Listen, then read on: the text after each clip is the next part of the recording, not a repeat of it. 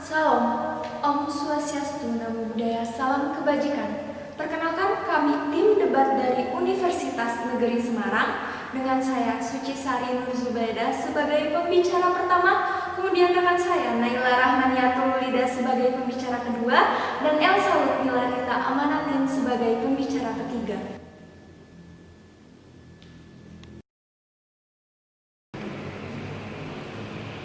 Indonesia saat ini menghadapi krisis kesehatan yang disebabkan adanya pandemi COVID-19.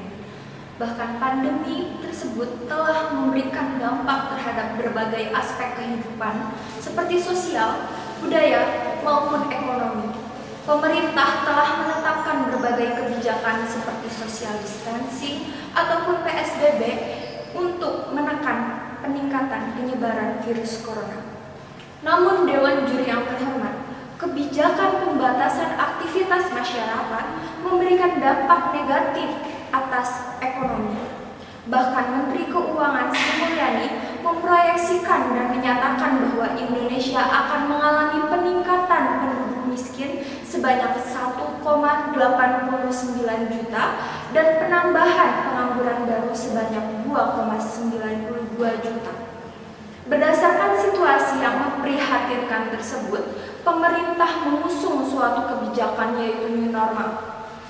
New Normal merupakan suatu tatanan kenormalan baru di tengah pandemi. Di sini saya akan menjelaskan dari sisi historis bagaimana penggunaan istilah New Normal.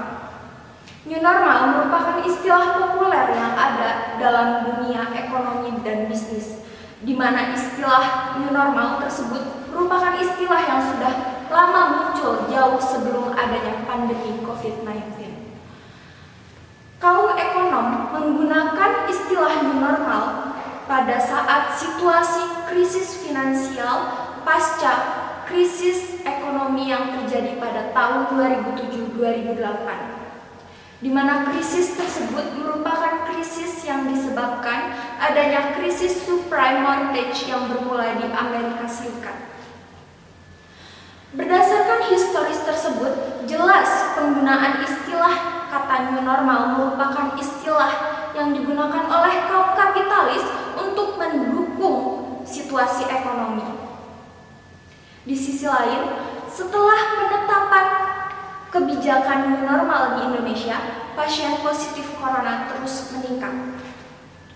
Selain itu, kami melihat bahwa New Normal ini merupakan suatu kebijakan yang dibuat secara tergesa-gesa hanya untuk memenuhi kepentingan ekonomi belaka tanpa memperhatikan tingkat kesiapan dalam mempraktikkan kebijakan tersebut. Hal ini dapat dilihat melalui beberapa kasus yang terjadi di Indonesia, seperti kasus penjemputan paksa jenazah COVID-19 ataupun penolakan jenazah positif COVID-19 yang terjadi di Indonesia dan masih marak.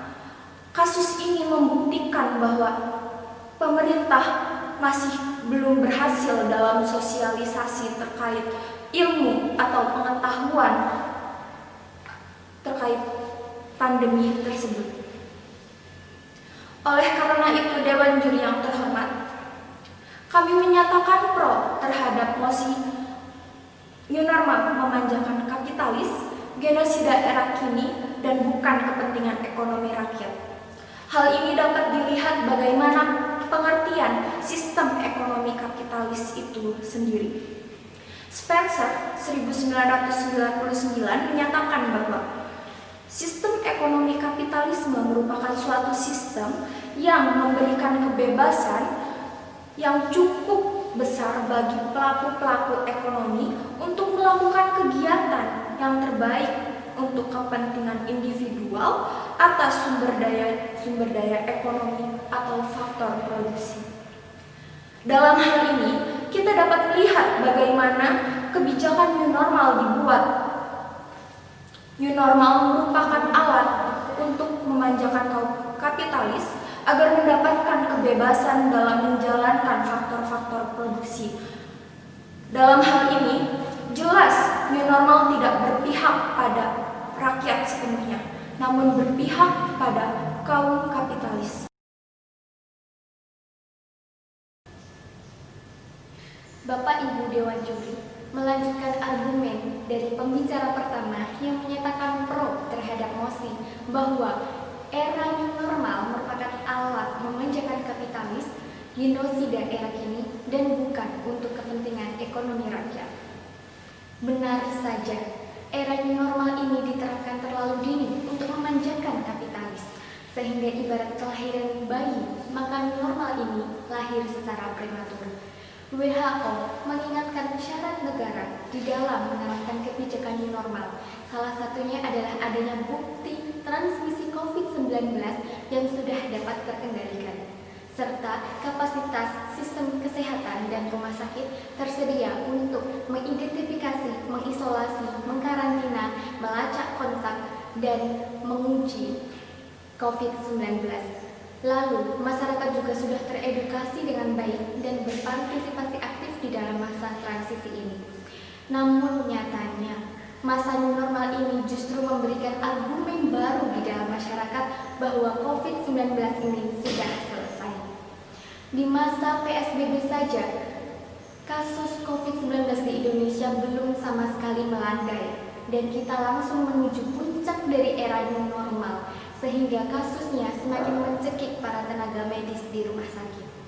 Bahkan, per tanggal 9 Juli tahun 2020 di masa new normal, kasus COVID-19 di Indonesia telah mencapai rekor dengan jumlah kasus lebih dari 2.000 per hari.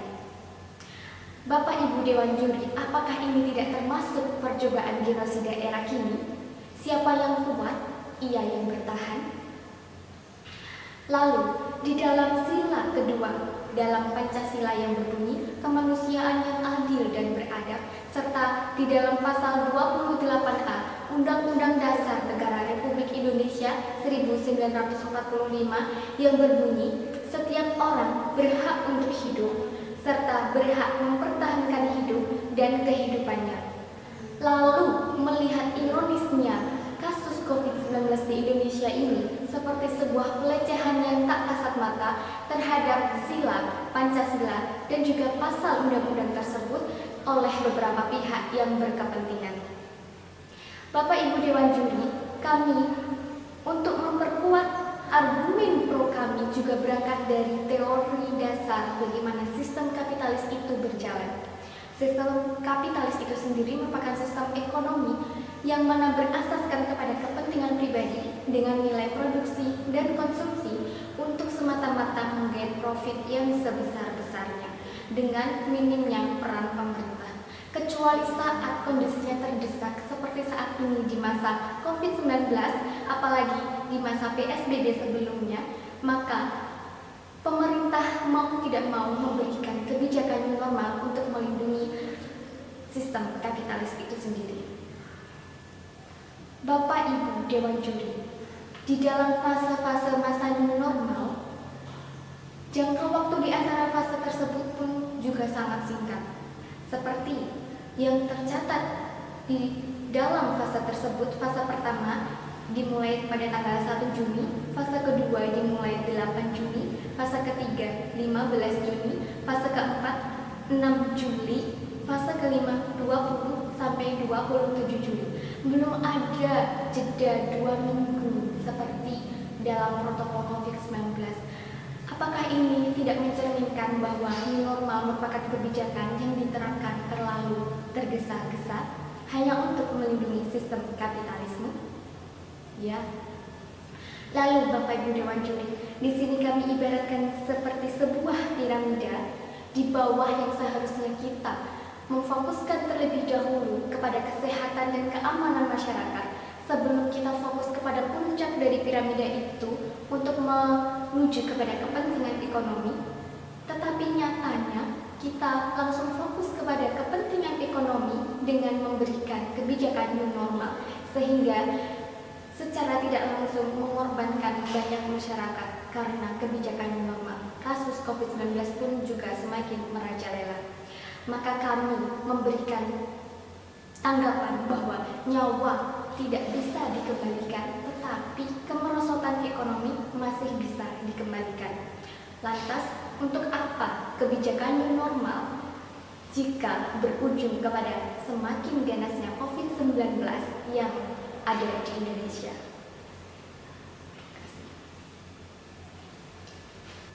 Baik, saya Elsa selaku pembicara ketiga hendak menambahkan argumen yang telah diberikan tim saya yang menyatakan bahwa kami pro terhadap mosi yang diberikan yang menyatakan bahwa new normal sebagai alat memanjakan kapitalis genosida era kini dan bukan kepentingan ekonomi rakyat. New normal bernilai materi, diambil sebagai solusi dan dianggap solutif. Namun nyatanya hanya solusi semu berkarakter imperialisme. Bagaimana tidak, penerapan new normal yang cenderung tergesa-gesa dan prematur ini justru semakin membuktikan bahwa rezim kali ini sungguh amat berorientasi ekonomis demi mendongkrak pertumbuhan ekonomi di masa pandemi dengan memanfaatkan peluang krisis ekonomi dunia yang terjadi hari ini. Tindakan tersebut mungkin akan terdengar apik jika tidak pada masa pandemi seperti saat ini. Karena pilihan yang dilakukan oleh negara justru semakin membuktikan bahwa negara menyampingkan keselamatan masyarakat hanya untuk menaikkan pertumbuhan ekonomi pada masa ini. Kiranya ada dua hal kemudian yang membuat pemerintah mantap untuk menerapkan sistem new normal. Yang pertama adalah masalah ekonomi jelas, dan yang kedua adalah negara sudah tidak mampu lagi untuk memberikan bantuan pada mereka yang terdampak COVID-19. Ya, negara seolah sudah enggan lagi untuk mengeluarkan dana lebih besar dan lebih lama lagi untuk membantu mereka yang terdampak COVID-19. Pada masa new normal, bisa kita lihat bahwa para ekonomi, maksud saya ekonomi yang dilaksanakan oleh para kaum kapitalis sungguh dilanggengkan, seperti pembukaan tempat rekreasi, mal, tempat pariwisata, hotel, dan gedung-gedung besar lainnya dilancarkan. Sementara bagi mereka kaum bawah justru disulitkan. Ketika pedagang asongan, pedagang kaki lima justru ditangkap Satpol PP karena melanggar masa PSBB. Ya, poin berikutnya adalah bagaimana pemerintah rela mempertaruhkan kesehatan dan keselamatan masyarakat demi kepentingan ekonomi semata. Lantas pertanyaan yang muncul berikutnya, sebenarnya untuk siapa kepentingan ekonomi ini diterapkan? Benarkah untuk seluruh masyarakat di Indonesia atau justru untuk kepentingan golongan tertentu saja? Penerapan revisi UU Minerba nomor 4 tahun 2009 semakin membuktikan bahwa rezim kali ini sungguh berpihak pada golongan kapitalis saja atau hanya kepada kaum pemilik modal dengan tidak mendukung kepentingan ekonomi rakyat yang berlangsung.